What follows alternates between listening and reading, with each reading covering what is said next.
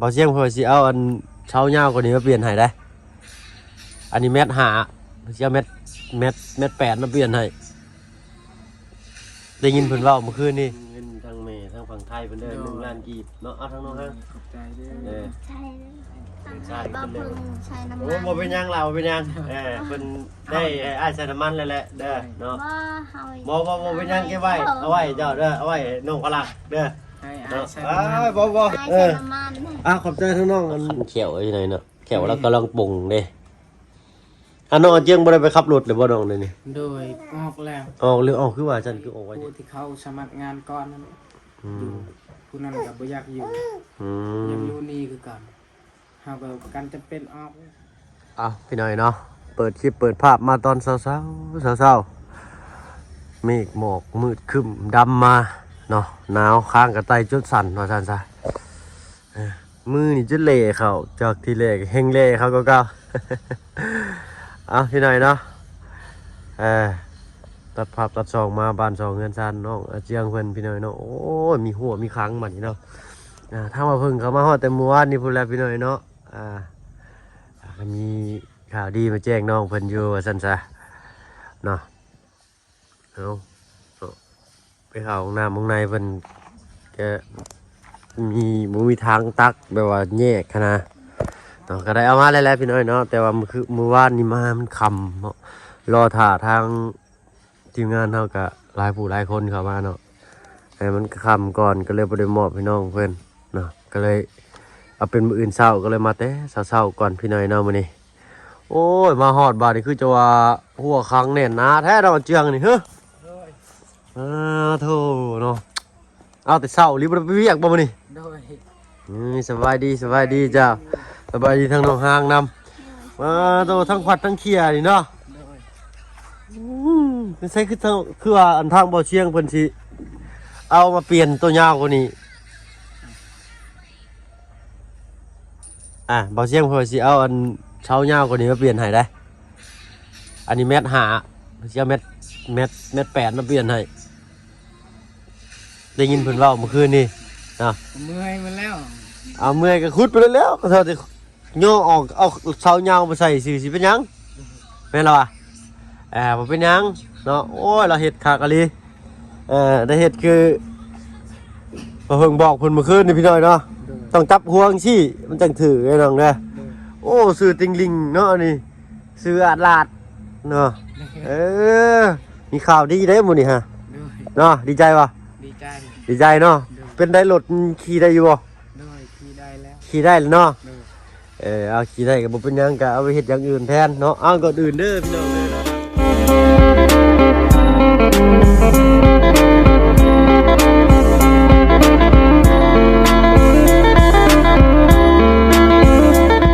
พี่น้องเด้อเนาะ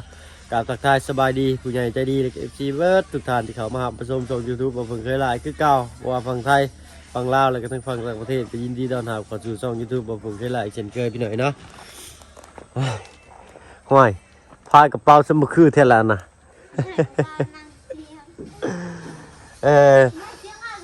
อ๋อน้องจะมาเอาร้านอีกบ่ถึงเพราะว่าพลักกันเล่นอยู่ทึ่งผู้เนาะกินข้าวกินน้ำบ่นอนเที่ยง โดยเอากินแล้วยังจะ น้องกับเมีย เดี๋ยวน้องกับเมีย โดย เอ้าคือว่าสั้นนะเพิ่นยังบ่อยากบ่ โดย จักเสาจักต้นนี่น้องเชียว เอา6 ต้น 26 ต้นเพิ่นสิไล่มาเรียบร้อยบ่ โดย เพิ่นเอาน้ำผู้ว่านวัดนี่แต่ว่า โดย อ๋อโตเนาะงามได้ยินทางเบาเชียงดอกเพิ่นเว้าว่าโอ้ยรถตากฝนนี่ล่ะเอาเขาห่มแม่ โดย มันแดดจังเอาไปตากอีกตากแดดเด้อ โดย แล้วก็มีนี่มาเบิ่งห้องน้ำก่อนน้องเจียงเกือบกับพากันใส่นี่เนาะแบบว่าสัมผัสธรรมชาติแบบว่า 100% เลยนะ ใช่ว่านี่มาเพิ่งเข้าเลยพี่น้อยเนาะมีทางอาบน้ำเนาะ โดย มันต้องมีทางแยกอยู่น้องเด้อ โดย เอาทางมันจังบ่เปื้อนกันนะเด้อ โดย มันต้องมีทางหนึ่งมาตั้งอยู่ข้างนี้เนาะทางประมาณนี้เด้อได้จะมาให้อยู่น้ำรถลุงพุ่นเนาะชื่อมาแต่เมื่อวานนี่แหละเอาไว้ในท้ายรถแต่ก็มีคันตักน้ำ โดย ดีใจป่ะ โดย เนาะสิบอกวิธีใช้ ทั้งนี่ใส่สำหรับอาบอย่างเดียวเด้อ โดย เนาะมันจังบ่เปื้อนมันจังบ่สกปรกรวมกันทั้งตักล้างพื้นกับทั้งตักอาบน้ำถูแก้วถูหยังหั่นนะจ้ะแต่มันจะมีทางดำขนาดกลางพอดีงามเลยแหละไอ้ชื่อไว้เลยแหละเนาะเอามาตั้งไว้แล้วก็มีคันตักต่างหากอันนี้ใส่ขอโทษขออภัยไปหน่อยไว้ล้างก้นล้างมือล้างแข้งล้างขาแหละเนาะไว้ล้างทำความสะอาดเวลาเขาเฮ็ดธุระแล้วนะ โดย มันจังบ่ไปปนกับน้ำตอนนั้นมันจังบ่เปื้อน โดย เนาะอันนี้ก็เป็นทางเมเจดีทางฝั่งไทยเพิ่นได้แนมเห็นก็เลยสุดซอยน้องเพิ่นมาพี่น้อยเนาะ โดย เพิ่นก็เลยให้ทางบ่เพิ่งเป็นสะพานบุญให้โอ้ดีใจนำเวลามาเมื่อเช้านี่ก็มีด่านบักไง โดย ไปยางออกนอกฝนตกเด้พี่น้องไอ้เนาะมาโลดมือนี่เย็นคักๆแท้ๆได้เนาะอันนี้เอาข้าวห่มไปก่อนโดนเจียงมันแดดจะเอามาตากเด้อบล็อกก็เรือเป็นร้อยพุ่นได้นี่เนาะทางหลังมันยังบ่ได้ขุด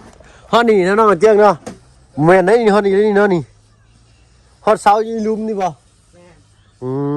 พอมันกินพื้นที่เพิ่นมากสิเพิ่นบ่ว่าเพราะอยู่พุ่นเนาะ นี่แหละถึกหลัก ถือลักมันนี้เนาะแล้วก็ใช้ฮอดใช้อีกบัดนี้ยันว่าปลาลุงเพิ่นบ่ได้ย่างเบิ่งถึงไปพาย่างเบิ่งแหน่ลักใช้พอลักนี่ปึ๊บเดี๋ยวก็ไปซะอีก ขึ้นพุ่นอีก ขึ้นพุ่นเลยเขาพังเขาใช้แล้วไปย่างเบิ่งอยู่เนาะ ครับให้กันแล้วนี่ เกือบแล้วก็บ่ใส่เนาะแบบบ่หนาวบ่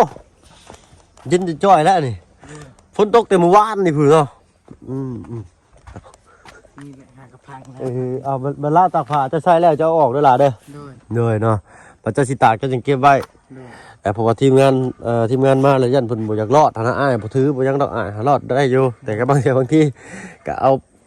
ไปซั่นที่ต้นกล้วยไว้ก่อนก็ได้เด้อเพื่อทีมงานจากยางเลาะเบิ่งจังซี่นะ โดย เนาะมันจังงามมันยามเจ้าสิตากสิมันก็บ่ได้นักเลยก็วางปุ๊บใส่ก็ได้เนาะ โดย โอเคโอ้เฮ็ดผู้เดียวบ่เลยก็มีอันนี้ กับเมีย โอ้ซื้อไปเล่าปืนแก็บเนาะเอานี่มีนี่มาสุกกินมาน้ำโหลดได้2 อัน 1ดอกพี่น้อยนะปลาตังกูเอาเอามาเดี๋ยวชิมเบิ่งแซ่บบ่ด้วยโอ้ชิวเกียร์ทิมดูบ่ดิเถื่อเนาะได้ยินแต่ทางบ่เสียงเพิ่นว่าสิเอามันเปลี่ยนแมต80ให้เนาะจะได้ก็จังว่าเพื่อว่าเพิ่นเปลี่ยนใจก็ถ้าลองฟังเบิ่งนํกันเนาะรายการรถล้างนี่ซ่อมมาแล้วเนาะ โดย ใส่มาเบิ่งอยู่ชอบไม้มันเลย เบิดเท่าใด ชอบตะกอนมันชอบเข้าหากับรถเทแล้วก็เข้าชอบนะครับ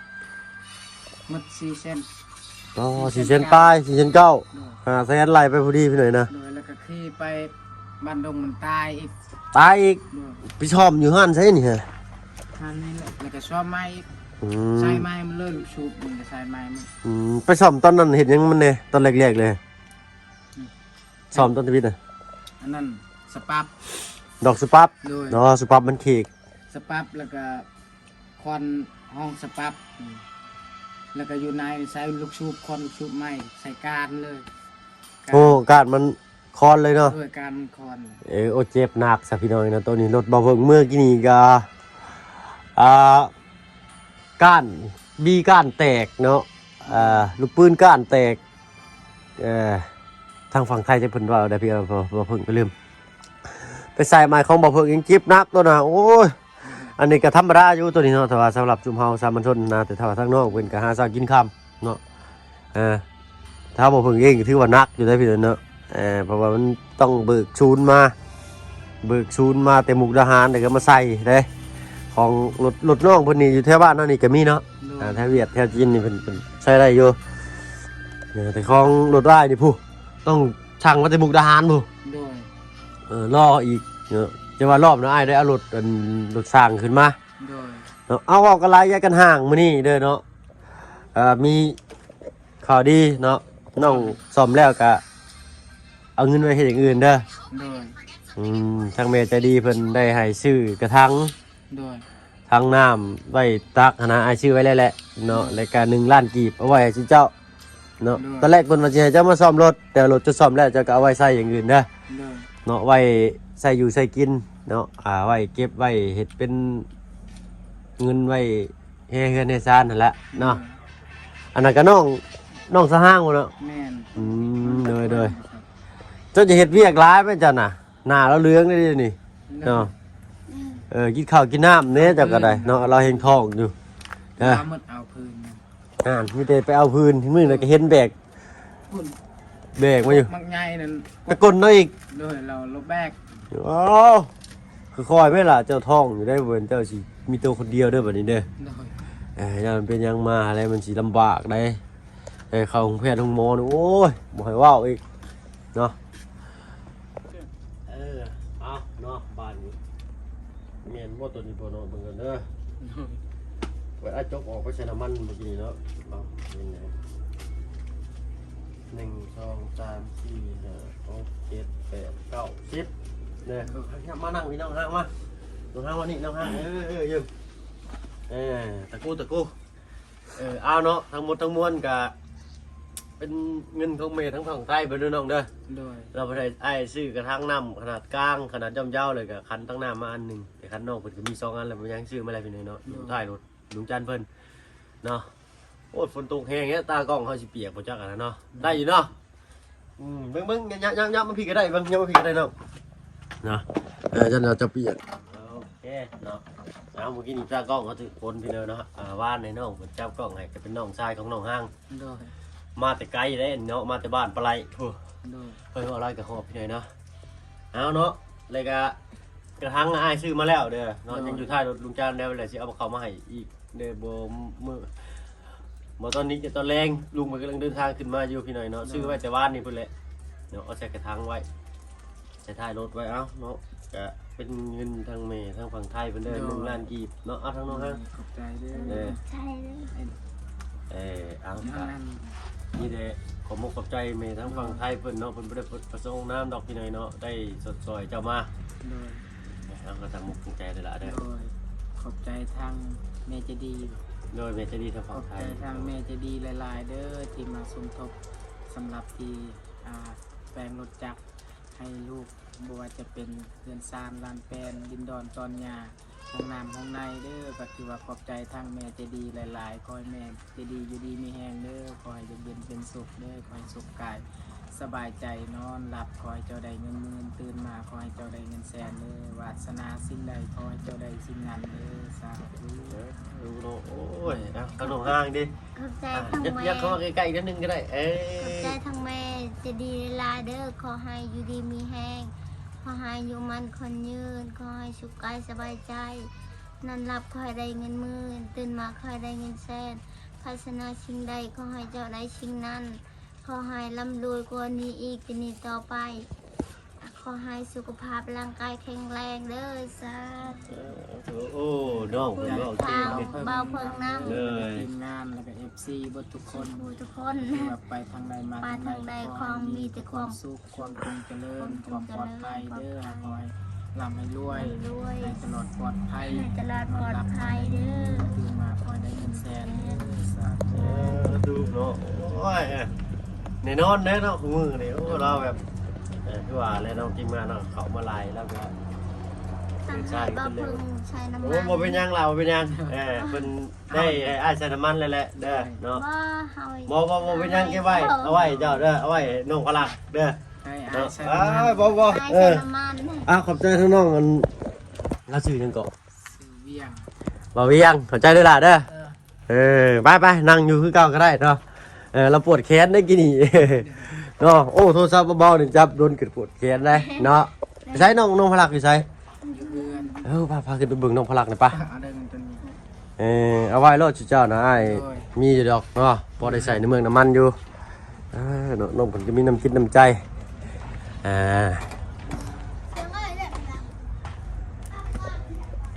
ฝนกระตกพี่หน่อยเนาะ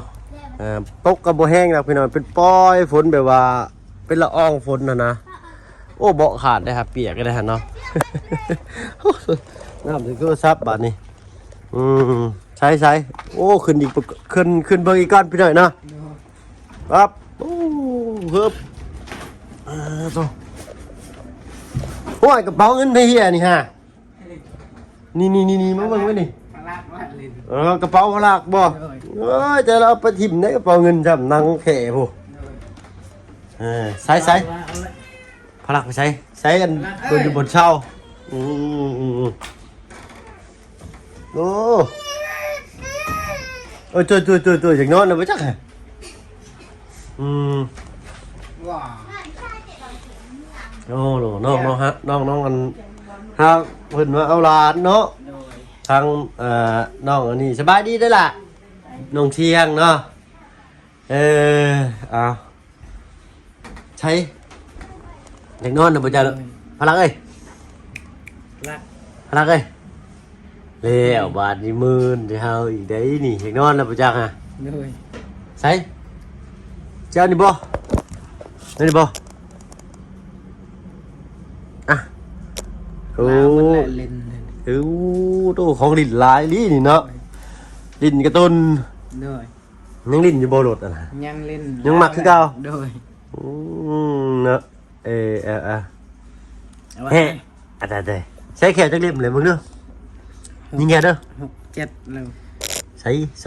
2 4 6เล่มโอ้แขวออกลายก็ต้องอินเตอร์อีกเนาะอินเตอร์ก็4เล่มเนาะจ้า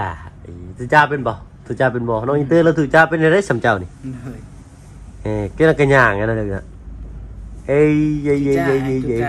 ตุจ้ากันคิวโดกขังได้ โดย ตุจ้าเป็นบ่ตุจ้าได้เลยเด้อตุจ้ากันน้องอินเตอร์แล้วตุจ้าเป็นอะไรน้องอินเตอร์ย่างยังไม่ได้ย่างมาหน่อยเจียงนี่ โดยยัง ย่างเนาะ โดย แต่แขวเราออกลายพี่เลยเนาะ18เล่มเลยเด้กำลังออกมาทางขามึงดูมึงเอ้ย เรายำหมักแตงบัดเดียวบัด ยำหมักแกงหมักเดียวเลย โดย เนี่ยนั่นแหละกินข้าวเองได้เลยมึงเนาะ โดย ในอินเตอร์จกข้าวนี่ติ๊บกินเองเลยนั่งคนนี้จกข้าวกินเองนี่ยังบ่มีแขวนะเห็นติ๊บข้าวดูบืนดาวใส่ได้นี่บ่อย่าว่าน้ำมันบ่าววะอย่าว่าน้ำลุงเพิ่งบ่อย่าว่าน้ำลุงเพิ่งบ่ ดื้อ ไม่ได้ตัดผมให้ได้นี่เด้จะลูกเพิ่นมาเพิ่นเอาแบตเตอรี่มาอยู่บ่เนาะตัดเลยทั้งพ่อทั้งลูกนี่อยากเว้าน้ำนี่นี่เนาะนี่ใส่แค่จักเล่มนึง6เล่มผู้บ่าวรุ่นใหม่บ้านสะแล้วได้นี่ โดย นะผู้สาวแต่โคบๆลูกเบอร์เพิ่นน่ะบ่ให้กินแก้มเล็กน้อยบ่ให้บ้ายแก้มเล็กน้อยสิกินข้าวเพิ่นสิบ่กินข้าวเพิ่นว่าเนาะ โดย โบราณบ้านเฮาว่าไว้เด้อพี่หน่อยเนาะสิให้บ่ใช้ลุงเพิ่งบ่ใช้ลุงเพิ่งขอได้มาให้บ่ให้บ่ อ้าวไหน สิให้บ่ใช้ลุงเพิ่งบ่เราจักมัน มันจักบ่ได้นี่เด้ โดย อันนี้ได้ซะลุงเพิ่งขอเด้อขอเด้อเลบิดหน่อยจังนี่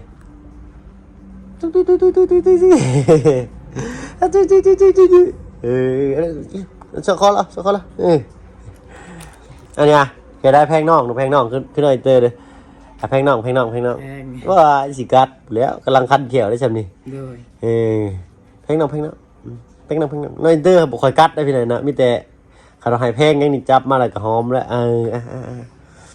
ตอนก่อนก็ติดแต่กระตุนหัวโลนกระตุนโก้เพิ่น โดย ก่อนที่นอนก็ทามหาโก้แล้วเอามากอดแล้วก็นอนนะช่วงหนึ่งก็ติดอันพรมแล้วก็ติดมอนเน่าเพิ่นนะเฮ็ดกัดเขาแล้วคันเขียวอยู่ไหนเนาะเขียวแล้วก็ลองปุ่งเด้น้องเจียงบ่ได้ไปขับรถเลยบ่น้องเลยนี่ โดยออกแล้ว ออกหรือออกคือว่าฉันคือออกไว้เถอะ แบบเขาให้อยู่เวลาเอาไม่อยากไป อยู่ใช่ก็ไปอยู่วิละ โดย เพิ่นให้ไปขับอยู่วิละ โดย เฮากับลูกเต้าเฮาได้เนาะ โดย ลูกกำลังเป็นตะเพงเพิ่นไปจิปะไปได้เนาะมันอยู่ใกล้บ้านนี่ โดย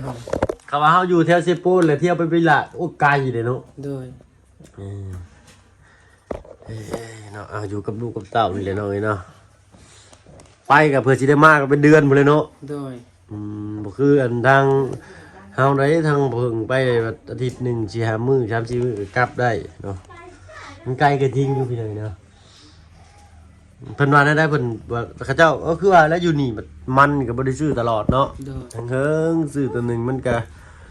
สามารถเฮาไปนั่งท่าเอาเงินเดือนเพิ่นพี่น้อยเนาะ